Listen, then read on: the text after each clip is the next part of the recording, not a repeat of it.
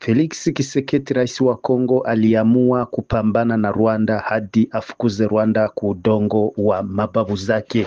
Felix Tshisekedi alikataa, alisema hata kuaga tena na negosie na marebelio.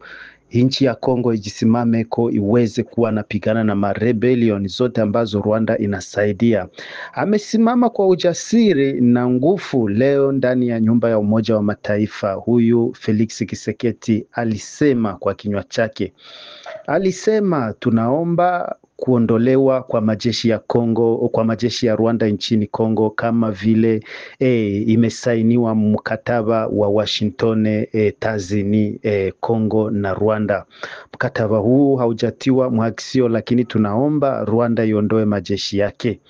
Alisema tunaomba Rwanda iondoe majeshi yake na M23 iweke silaha chini na iachie ofisi zote za serikali ili Kongo ipate kuwa tena na mamlaka mahali pote ambapo AFC M23 walichukua.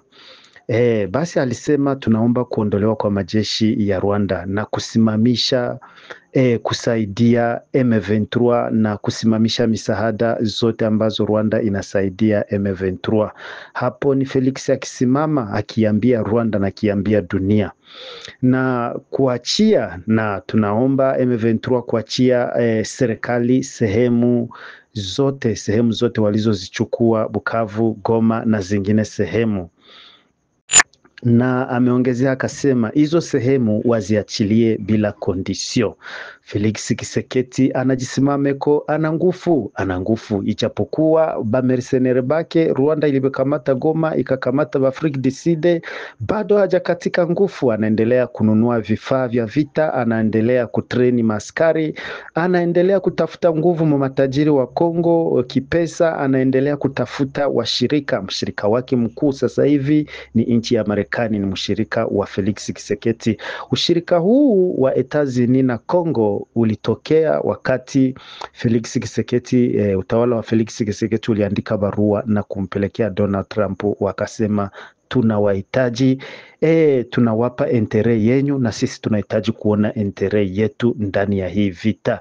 Tunawapa entere yenyu na sisi tunahitaji kuona entere yetu. Hapo mkataba wa Marekani na Kongo kanzi hapo. Na hapo hakukupita siku waliamuru Rwanda, wakailazimisha njoo huku. Wakalazimisha Rwanda kusinye kwamba itaondoa majeshi yake nchini Kongo. Rwanda wakailazimisha kwenda kusinye huko Washington, kasinye kwamba itaondoa majeshi yake Kongo na haitasaidia tena M23. Ikasaini, ila sasa hivi imekuwa karibuni miezi 7 toka Rwanda ilisaini, haijaondoa majeshi yake huko. Leo Felix Tshisekedi alisimama humo Nations Unies akisema Rwanda iache kuisaidia M23 na ondoe majeshi yake bila kondisio. Na ameongeza tena kwa mdomo wake Rais Felix Tshisekedi akasema hiyo ndo amani ya kudumu. Aliongeza tena kusema ngine neno la nguvu ambalo Felix Tshisekedi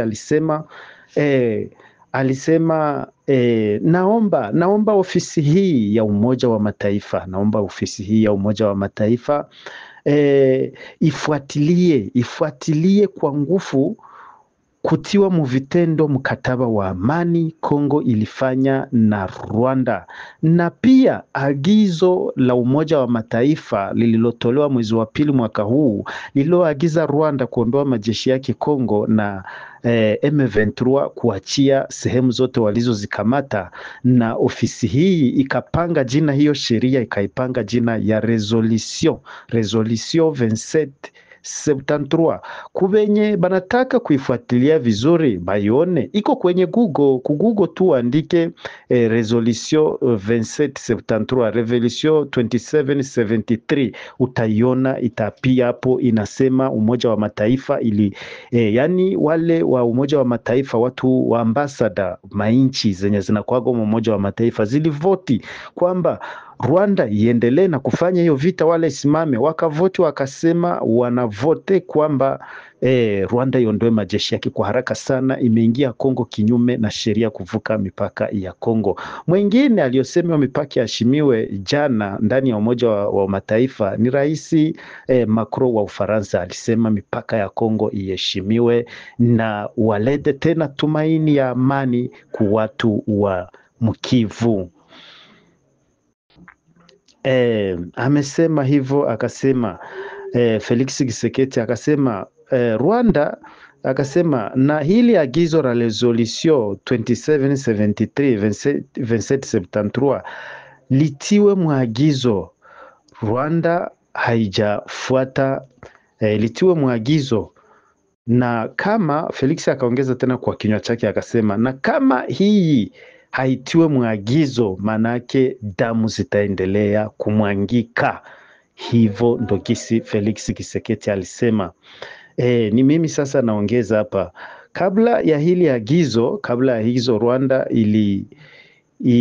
kabla ya hili agizo liwekwe, Rwanda haijatoka hili agizo liweke, Rwanda haijafuata hili agizo, kwa sababu ni agizo lilitolewa mwezi wa pili mwaka huu. Leo ni mwezi wa 9, jeshi la Rwanda halijaondoka Kongo, bado liko mumuji wa Bukavu na Wagoma na vijiji mbalimbali na materitwari na wamezunguka huko wakipigana na wazalendo waliojitolea kusaidia FRDC, kusaidia jeshi la Kongo. Wazalendo ni wananchi waliojitolea kukamata silaha kuweza kuizuia Rwanda isiongoze sehemu za nchi yao. Ingine ambayo imesemeka humo ni na Felix tena akasema Human Right Watch ilitangaza kwamba AFC M23 inayosaidiwa na Rwanda waliua watu Masisi na Ruchuru, na aliomba hii Umoja wa Mataifa, hii Human Right, Umoja wa Mataifa wakuje Kongo kufanya ankete, wathibitishe, watie ukweli wazi ya hizo krime ambazo AFC M23 na RDF wamefanya huko Kongo. Amesema hii sio vita peke yake, ni genocide ya silence, ni silence genocide, ni genocide ya silencieux, na tunaomba Nations Unies kuja Ruchuru, kuja Kongo Masisi kufuatilia kufanya ankete ya mauaji M23 ilifanya. Basi ndo habari nilizokuwa nazo kwa habari hii. Mimi kama mchambuzi wa siasa nimewapa hizi habari na kuwaonyesha gisi Felix Tshisekedi amedominate na utawala wa Felix Tshisekedi na washirika wake ndo waliamuru kwamba Rwanda ipewe sanction. Rwanda ilipewa sanction, na wakati sanction inaingia, Rwanda ikakata mahusiano na Belgique. Ilifukuza ambasaderi wa Belgique Kigali, kafukuza na hiyo ambasade, na wakafunga milango ya hiyo ambasade, ikakata marelation zote. Rwanda ilikata marelation zote na Belgium, ikisema kwamba Belgium imechochea nchi za wazungu bamsikilize Felix, bapatie Rwanda masanction. Basi Rwanda kasikia hasira, ikakata mawasiliano na Belgique. Na nchi zingine zilizopatia Rwanda sanction ilikuwa ni nchi ya Marekani, ila wanaandaa kuleta masanction zaidi.